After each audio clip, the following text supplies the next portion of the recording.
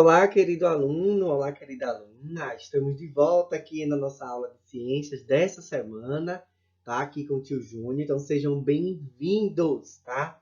E hoje eu trouxe para vocês esses dois lindos girassóis. Que lindos, né, gente? É uma das plantas que eu acho mais lindas, tá?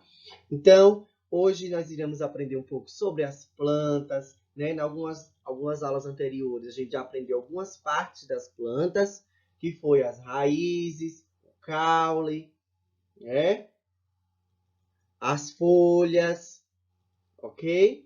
Então, a gente já viu aí algumas partes dessas plantas. E hoje a gente vai conhecer outras partes das plantas também que fazem parte, tá bom? Então, a gente viu já algumas coisas. Então, pega o livro de ciência de vocês, tá? E aí a gente vai direcionando as partes do livro que a gente vai estudando, ok? A gente vai iniciar aí na página 72, então já abro o livro de vocês na página 72 do nosso livro de ciências, ok? Então, como eu disse, a gente viu nas aulas anteriores, né, as partes das plantas, né? No caso, tem a raiz, né, que são a parte que fica infiltrada dentro do solo, né? É pela raiz que a planta ela recebe toda a energia, todos os nutrientes, né, para se manter viva. Temos o caule, né? O caule que é essa parte aqui, ó, né? Que são que é o que sustenta a planta, né? Temos as folhas, né? Que são essa parte aqui, as folhas, né? Das plantas. Então, as folhas elas participam do processo, né? De transpiração, né? Transpiração é pelas folhas que as plantas transpiram e essa água, né? Transpiração vai para o oxigênio, vai para o meio ambiente, né? Então, é pelas folhas que elas também, né? Eliminam as águas que tem dentro dela. Elas sugam pelas raízes, eliminam pelas folhas, tá? Então, é mais ou menos assim o sistema de partes das plantas. E hoje a gente vai seguindo, hoje a gente vai conhecer um pouco sobre as flores, os frutos que essas plantas dão, as sementes, tá? Então, tudo isso a gente vai ver na nossa aulinha de hoje. Ok?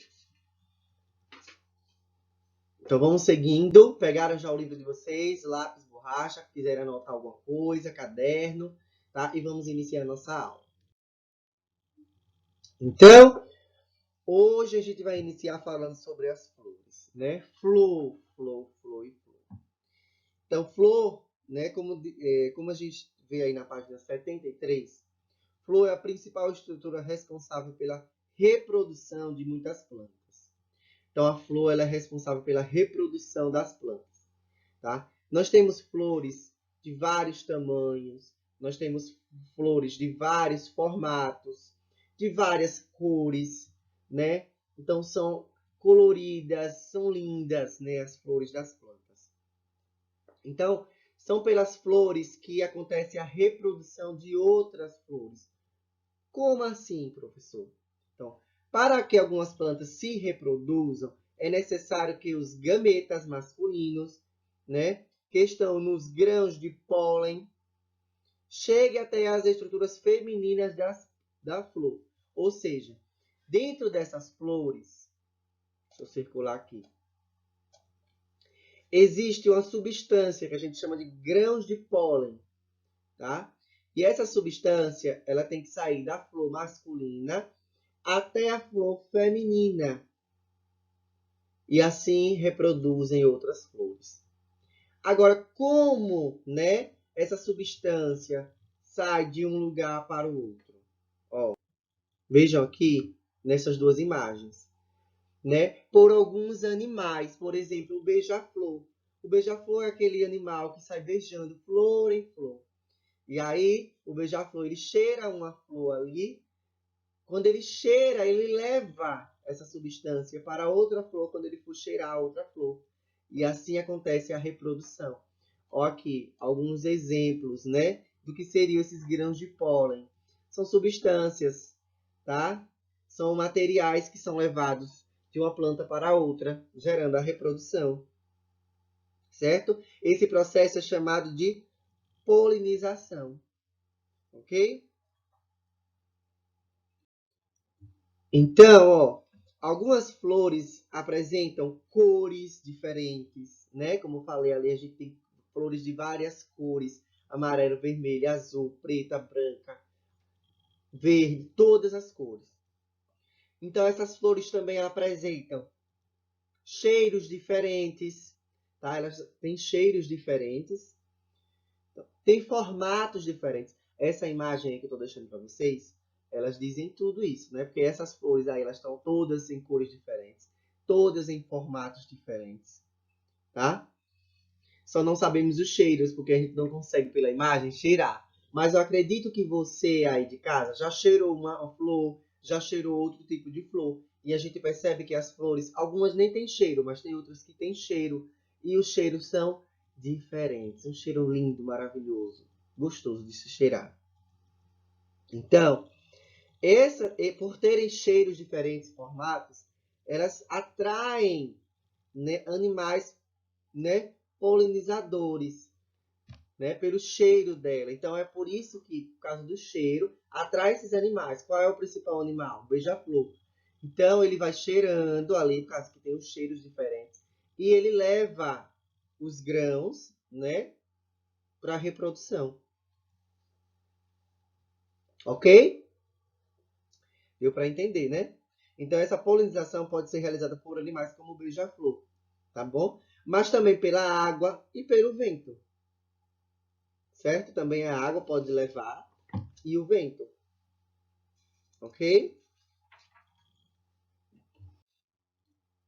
Avançando agora para a página 74, nós vamos falar sobre fruto e semente. Vejam só. Muitos indígenas, vamos acompanhando a leitura aqui comigo. Muitos indígenas pintam o corpo utilizando uma substância vermelha extraída das sementes do fruto de urucum, que é esse fruto aqui. Ó, é esse fruto aí. Esse fruto ela tem uma semente que solta uma determinada cor. Então, é com essa semente que os indígenas fazem as pinturas no seu corpo, quando fica na cor vermelha, né? Porque não irrita a pele, não mancha, tá? Por ser algo natural, por ser uma semente natural. Então, a pintura do corpo dos índios, né, dos indígenas, tem vários significados. Eles não pintam só por pintar. Eles fazem pinturas usando significados. Elas podem ser feitas para enfeitar o corpo, tá? Mas também para preparar para a guerra, festas e rituais religiosos. Compreende? Então, as figuras que os índios fazem no corpo são características de cada etnia e apresentam diferentes significados. Ou seja, de uma tribo para outra, eles fazem, né, pinturas diferentes, tá? Então, cada tribo tem sua cultura, sua etnia. Então, eles utilizam as pinturas para retratar, né, as suas identidades. Para dizer, eu sou da tribo Orixá, eu sou da tribo Pataxó, eu sou da tribo, tá, Guarani. Então, para indígenas Pataxó, por exemplo, a pintura de uma onça no rosto representa guerreiros e os valores de paz e amor. Entenderam? Já para os índios Guarani, a pintura que traça um X simboliza a religião desse povo. Então veja que eles utilizam as pinturas para retratar várias coisas, né, da vida deles. Tá? Então essa aqui, ó, é um dos frutos, né, que eles encontram nas matas e eles utilizam a semente que solta essa cor vermelha para utilizar nas pinturas de todo o corpo deles. Ó. Então, no item 7, veja assim: veja abaixo frutos e sementes de urucum e escreva em cada indicação a palavra fruto ou semente. Então, a gente consegue identificar aqui qual é o fruto e qual é a semente. Esse primeiro aqui é o fruto ou é a semente? A semente. Então, vamos escrever.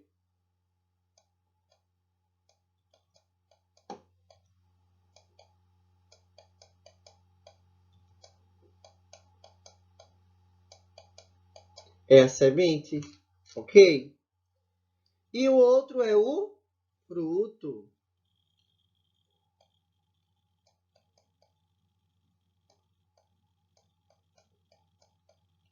Tá? Façam aí no livro de vocês, semente e fruto. Tá? Para vocês saberem diferenciar o que é o fruto e o que é a semente.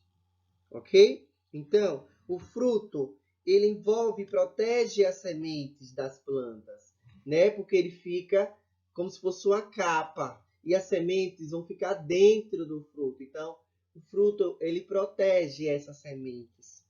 Né? Os frutos de diferentes plantas apresentam cores e formatos variados. Né? Os frutos também, como as flores. Os frutos também, eles têm formatos diferentes. Olha aqui a imagem. Ó, eles têm formatos, têm cores, têm gostos diferentes, tá?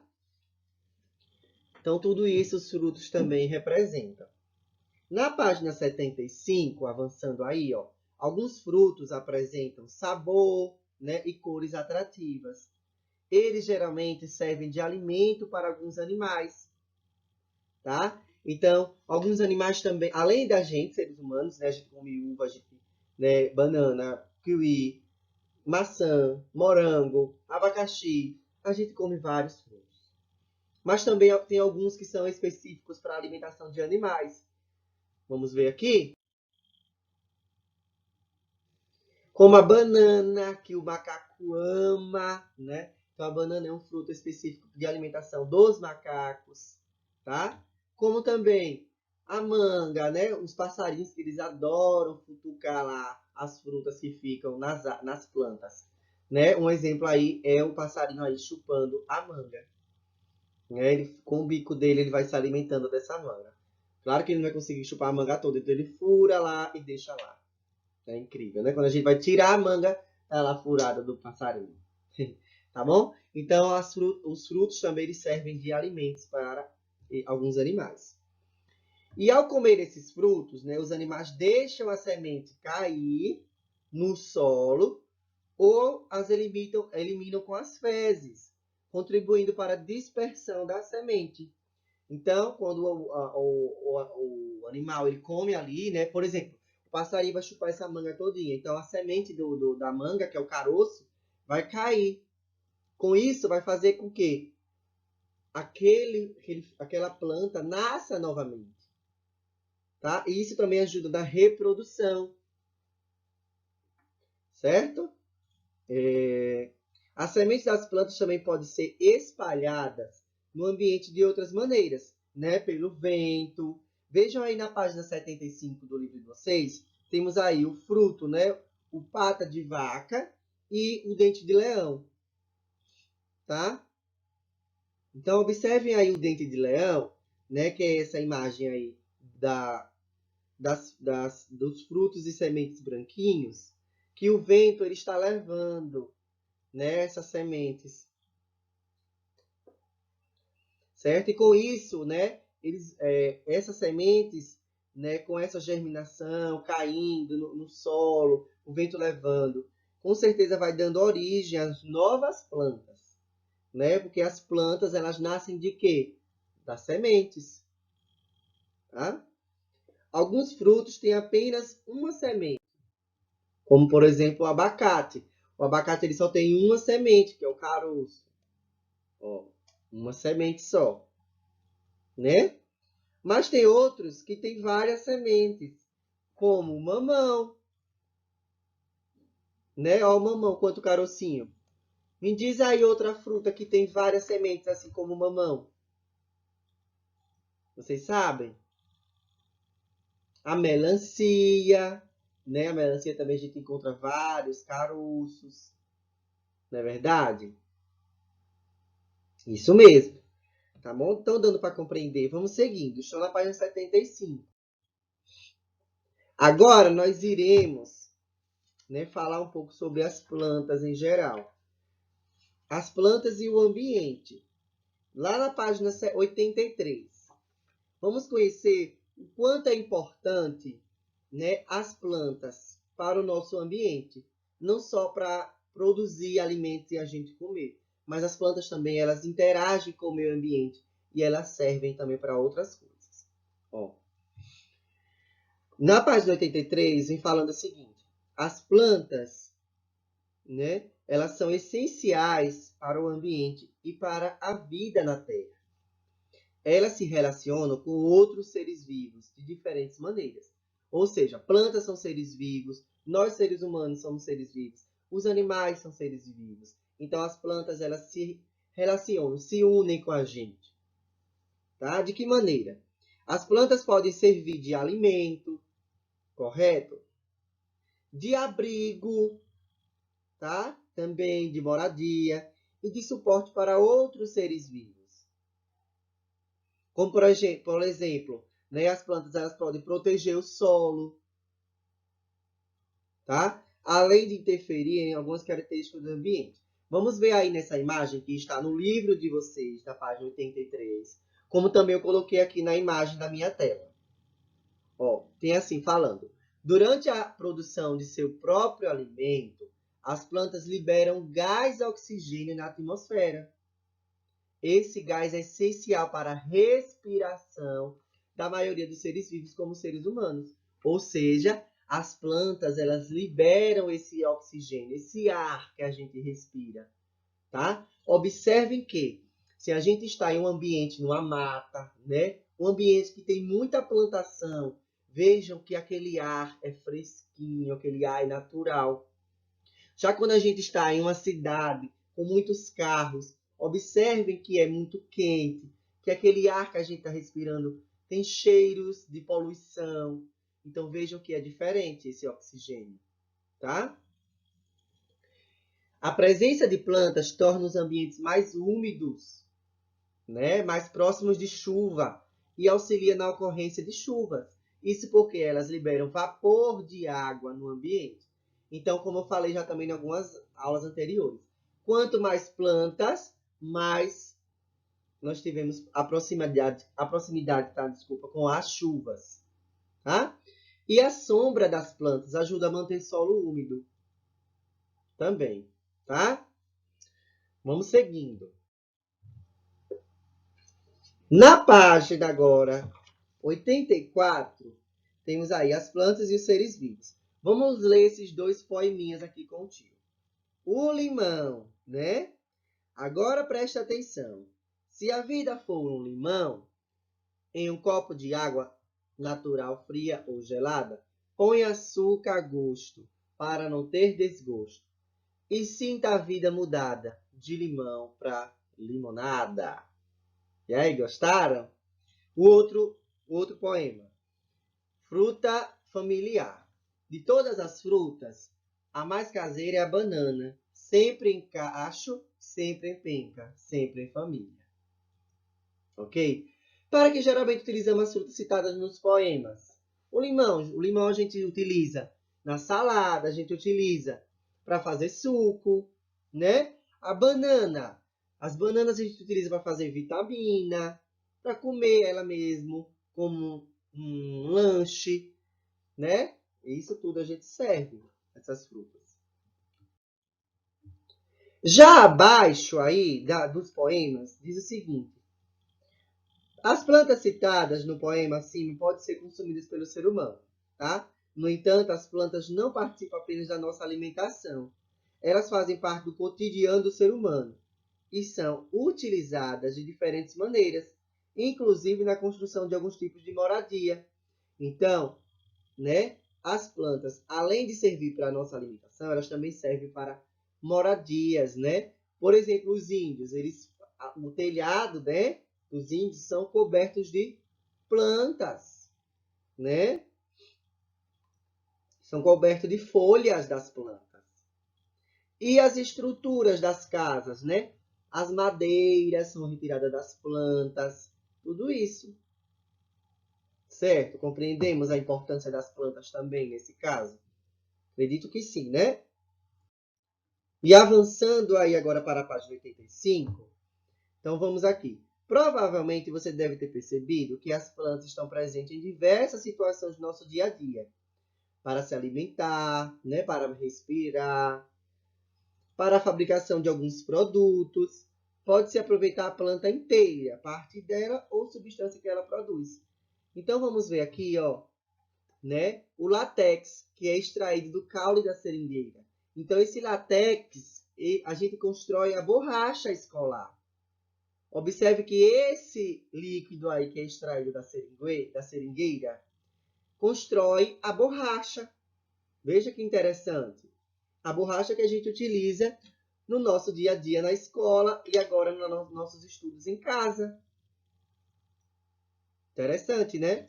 Como também a soja, né? A soja, a semente da soja é construído o óleo que a gente cozinha, que a gente frita na nossa cozinha, que a mamãe frita na cozinha. Certo? E a madeira também, que é obtida de alguns caules de algumas árvores, são feitas cadeiras, são feitas mesas, guarda-roupa, armários, tá? Então, vários outros, né, materiais que são feitos também dos caules das madeiras, que são das plantas, tá? Também isso tudo faz parte do nosso dia a dia. E as plantas fazem parte de nós, seres humanos, dessa forma. Ok? Então, muitíssimo obrigado pela participação de você na nossa aula de hoje, para compreendermos um pouco como funciona, né, essa questão das plantas no ambiente, né, e com a gente, seres humanos, como também conhecemos o restante das partes das plantas, que foi as flores, os frutos e as sementes, tá bom? Então, um abraço, até a nossa próxima aula, tá bom, criança? Espero você, não fique de fora. Tchau, tchau.